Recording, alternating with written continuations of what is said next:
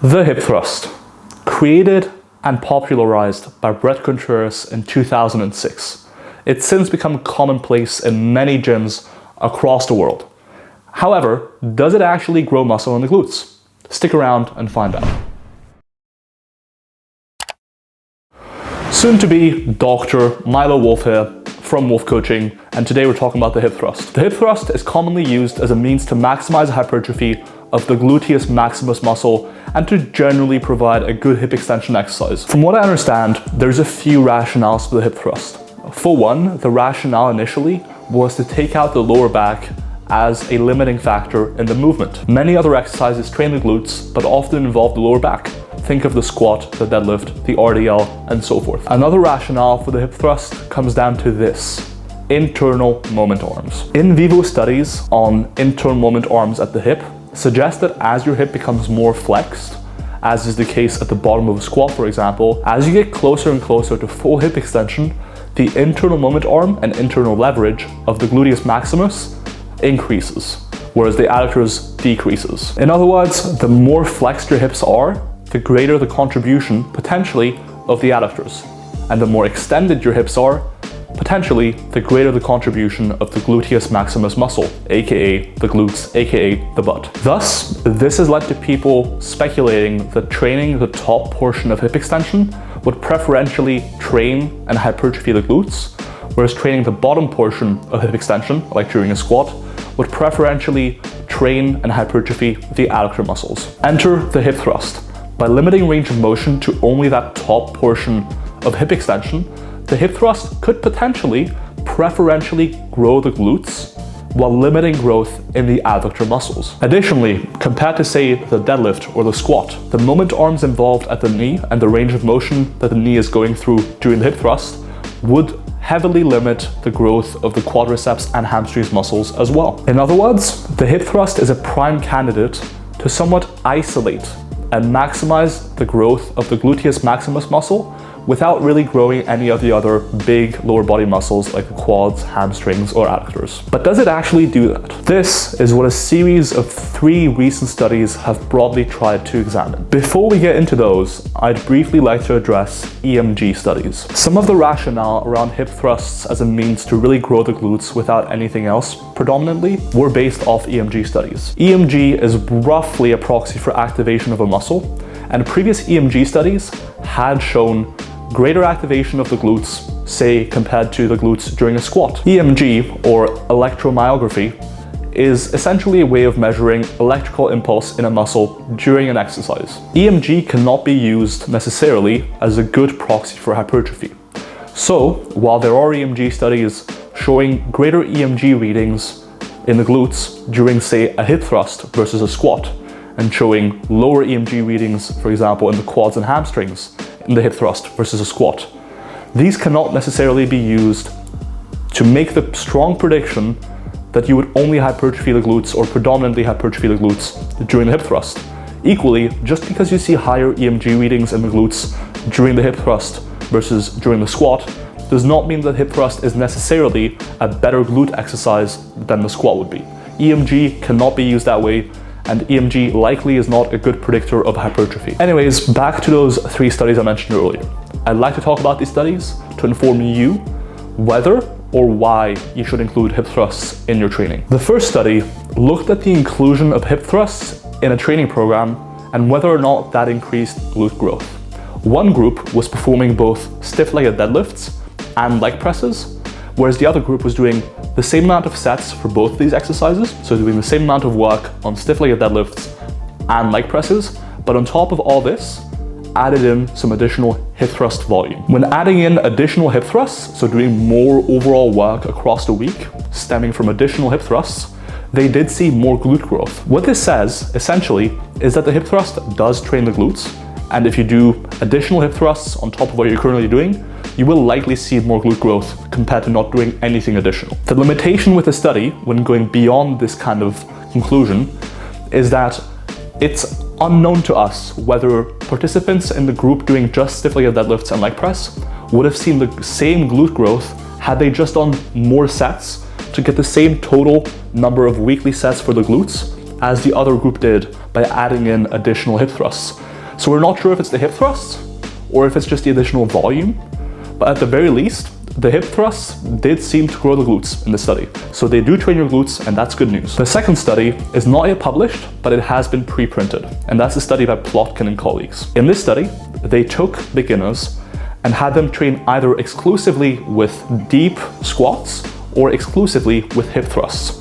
And they looked at the hypertrophy of the gluteus maximus muscle, they looked at hypertrophy of the quads, the hamstrings, and even the adductor muscles. Both groups did the same amount of sets across the week. In other words, as opposed to that previous study I mentioned, they actually did the same number of sets, so we can actually look at, okay, well, does the squat grow the glutes more, or does the hip thrust grow the glutes more between these two exercises? Interestingly, both the squat group and the hip thrust group saw similar glute growth.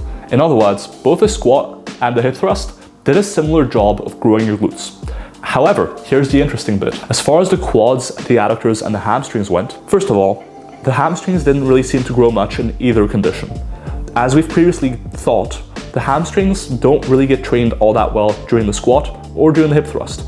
However, there was about twice the growth in the quads and the adductors in the squat group compared to the hip thrust group. So this study kind of lends credibility to one previous hypothesis, and that's that the hip thrust really does a good job of training the glutes and doesn't grow other areas of your lower body nearly as well.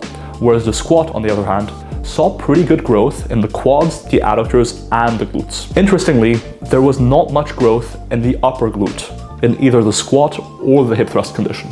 So if you're someone who wants overall glute growth, you may need to add in other exercises like hip abduction exercises to more so target the upper glute versus the lower glute. As a takeaway from this study, what we can pretty safely say is that both the squat and the hip thrust will train your gluteus maximus muscle, and they will both hypertrophy it likely to a somewhat similar extent, but the squat will grow the quads and adductors pretty well as well. So if you want an overall good lower body exercise, the squat is great. On the other hand, if you just want something to grow your glutes specifically and not really grow the rest of your lower body muscle that much, the hip thrust is a pretty good exercise for that purpose of just growing the glutes. Now, I want to mention a slightly more advanced interpretation of this study. There's a few things to note. Number one, because these were relatively untrained participants, they may not have pushed quite as close to failure or volitional failure as was used in the study and as is explained in this video I made here, as they did in the hip thrust group. So taking a squat to volitional failure is actually quite challenging, whereas taking a hip thrust to volitional failure is a bit less challenging. And so it's possible that there were differences in how close to failure the different groups trained. And that alone might have influenced how much hypertrophy they saw. Additionally, while the researchers did their absolute best to make the participants in the squat group squat as deep as possible, in all likelihood, they didn't squat as deep as someone more trained could have. So those are just some considerations you might want to keep in mind when looking at the results of this squat versus hip thrust study by Plotkin and colleagues. Not only did the study support the idea that the hip thrust predominantly grows the glutes and not much else, which can be a good thing in some cases, but it also supported the idea that the glutes are best trained at relatively shorter muscle lengths due to neuromechanical matching, or just better internal leverage, because the glutes seem to have the best leverage when you're close to full hip extension, and incidentally, that's just what the hip thrust tends to train you through. But here's what I'm gonna say, not so fast, because we have a third study that actually changed things a little bit. If you're familiar with my welcome range of motion and the meta-analysis we conducted, what you'll know is that it seems to be the case that training at longer muscle lengths is better for hypertrophy than training at shorter muscle lengths. Specifically, in the case of the previous study, the squat trains your glutes at pretty long muscle lengths, whereas the hip thrust trains your glutes at pretty short muscle lengths. So, all else being equal, you would expect the squat to result in more glute hypertrophy than the hip thrust. This study, the one I mentioned by Plotkin and colleagues, wasn't really designed to perfectly look at the question of muscle length and the glutes, because we're talking about two different exercises. As I mentioned, the participants may have gone closer to failure in the group performing hip thrusts, and that alone could have a bigger impact than muscle length would. So if we're trying to answer the question of muscle length in the glutes and whether or not you should train your glutes at longer muscle lengths, with your hips more flexed, or at shorter muscle lengths, closer to full hip extension, like in the case of a hip thrust, this is where the next study comes in really handy. Now, this study hasn't been published yet, but the abstract has been posted in a conference. In this study, they compared doing a full range of motion on something called a multi-hip machine to doing just lengthened partials, or just a half of the full range of motion that is lengthening the glutes more. They found significantly more gluteus maximus hypertrophy when performing just a lengthened half of the full range of motion, thus training at longer muscle lengths. Specifically, the full range of motion was starting at full hip extension and going all the way to 100 degrees of hip flexion. The lengthened partial condition only went from about 50 degrees of hip flexion, so already quite a long muscle length, all the way to 100. So trained at substantially longer muscle lengths on average than the full range of motion condition did. So more growth by training the glutes at lower muscle lengths when the hips are more flexed. But wait a minute, didn't I mention earlier that the glutes should be more active and thus grow more closer to full hip extension and grow less when being trained closer to full hip flexion? Indeed, as I said, the adductors have better leverage with greater hip flexion and the glutes have greater leverage with greater hip extension. However, things are rarely that simple. Just because one muscle has greater internal leverage at one point during the lift or at a certain joint angle than another, does not inherently mean that will result in a better hypertrophy stimulus. Indeed, as can be seen in this study, which was very directly designed to look at the question of what muscle length should I train the glutes at for maximizing hypertrophy, it seemed to be the case that even though the glutes had worse leverage at longer muscle lengths, they still grew more when being trained at those longer muscle lengths. In the case of the squat versus the hip thrust study, that study wasn't really designed to look at that, and it's very possible that confounders might have resulted in the same hypertrophy even though the squat trained the glutes at longer muscle lengths, which is likely more productive for hypertrophy. Those are the 3 studies. Now let me give you some takeaways on glute training and specifically on the hip thrust. First, hip thrusts will absolutely grow your gluteus maximus. If you want an exercise that will nearly isolate the gluteus maximus muscle, a hip thrust or a multi-hip exercise, both can do a really good job. There's a good chance that exercises that will lengthen the glutes more, like say a squat or a split squat, result in more growth per set in the glutes.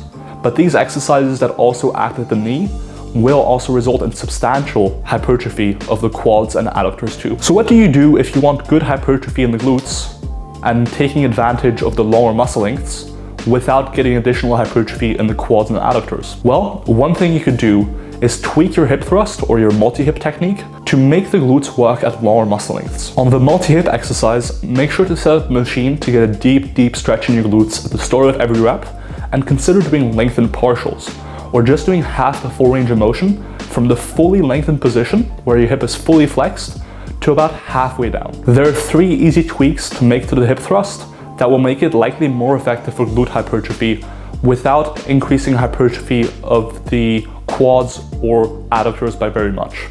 Specifically, I'm thinking of number 1, using a single leg hip thrust with a dumbbell on your lap as a means to get a bit deeper. When you're using a barbell, the lift will stop quite a bit earlier because of the plates touching the ground before you get a deep stretch in your glutes. Number 2, generally I would avoid using bands in the hip thrust. These add tension to the top position, which is likely not as hypertrophic for the glutes, and remove tension from the bottom position, which is likely good for glute growth. Number 3, if you can, try elevating the bench and or the platform that you're putting your feet on, and some hip thrust specialist benches will do this by design to get a deeper range of motion and a deeper stretch on the glutes at the bottom of the hip thrust. The final takeaway for this video is that if we want to train at longer muscle lengths for the glutes, which seems likely based on all this data, the hip thrust can still work pretty well. It does still lengthen your glutes a good amount. However, the glute bridge likely doesn't. It trains your glutes at very short muscle lengths, so while we can absolutely make some tweaks to the hip thrust to make it train your glutes at pretty long muscle lengths and still isolate your glutes very well and produce a good amount of growth per set, the glute bridge is likely just training your glutes at too short of a muscle length to really be ideal for hypertrophy. Anyways, that's the video. If you like the video, please comment, like, subscribe, and I'll see you guys in that next one. Peace.